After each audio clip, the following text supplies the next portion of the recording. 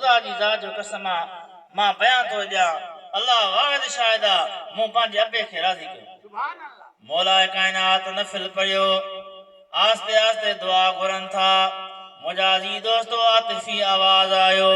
असां हिन जे हथ खे दुरुस्त कयो आहे मुंहिंजा दोस्त मौलाए काइनात दुआ घुरी बस कई आहे उनजो सुकल त साओ बणिजी वियो दादा पीउ मां खे नाराज़ न कयो उन्हनि खां दुआऊं वठो छो जो अबे मां जी दुआ औलाद हक़ में जल्द क़बूल थींदी आहे हज़रत सैयदना अबू बकर सिद्दीक़ रिवायत था कनि अल्लाह फरमाए थो जेकॾहिं मां गुनाहनि मां के गुनाह तोखे छॾियां माफ़ कयां त मां रब क़ादिर आहियां पर बना जेको पीउ मां खे तूं ॻाल्हाईं तूं उनखे गारियूं ॾींदो उनजी दिलि तो रंजाई इहो मां कॾहिं माफ़ न कंदुमि हज़रत सैयदना अबू बकर फरमायो रसूलुल्लाह जी ज़ात फरमायो पीउ मां जे बेफ़रमान खे दुनिया में सज़ा मिलंदी क़ब्र में अज़ाब मिलंदो ऐं जन मुंहिंजे लाइ तयारु आहे इन जे लाइ अबे मां जी ख़िदमत कयो जंहिंजो अबो मां जहिड़ो आहे मुंहिंजा दोस्त उहो ख़ुशि नसीब आहे मुंहिंजा अज़ीज़ दोस्तो जंहिंजो अबो मां विसाल फरमाया आहिनि मुंहिंजा अज़ीज़ दोस्तो जुमे जे ॾींहं जे क़ब्र ते वञे उन्हनि खे जेको कुल पढ़ी बख़्शे त जेकॾहिं पीउ मां उन्हनि खां ज़िंदगी में नाराज़ थी विया त जेकॾहिं घणा क़ुर जा ख़तम पढ़ंदो उनखे बख़्शींदो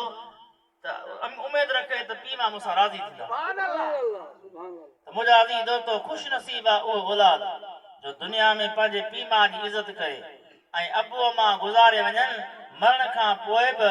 उन्हनि जा ॿार मल्हाए उन्हनि खे जेको आहे ख़तमनि सां यादि करे मुंहिंजा अज़ीज़ दोस्तो उहो नेक बख़्त औलाद आहे मुखालिफ़ चवंदा त बाबा हे मुलनि जेको ठाहियो आहे सुनिन चालीहो ॿारो खेर खेरात कयो किथे हदीस में वाए अथव आले हदीस में बागा चटा टेड़े हीअं पिया नमाज़ पढ़ंदा मुंहिंजा अज़ीज़ दोस्तो असां उनखे हदीस ॿुधायूं था बरजंदी किताब आहे हिदायतुल हरमैन में मुला अली कारी लिखनि था त मदीने वारे साईं जो बच्चो हज़रत इब्राहिम दुनिया तां विसाल फरमायो छा नालो हुअसि हज़रत इब्राहिम नबी साईं खे वाह न्याणियूं घणियूं चार वॾी वॾी बीबी ज़ैनब बीबी रुकैया टियों में कुलसूम ऐं नंढी अम्मा फातिमा ते ज़हरा घणियूं न्याणियूं चार जेके मञनि चार पंहिंजा बेड़ा ई पार महबूबनि जा यार घणा वॾा मलाइक घणा खट जा पावा घणा कुंडू घणियूं मुंहिंजा दोस्तो आसमानी किताब घणा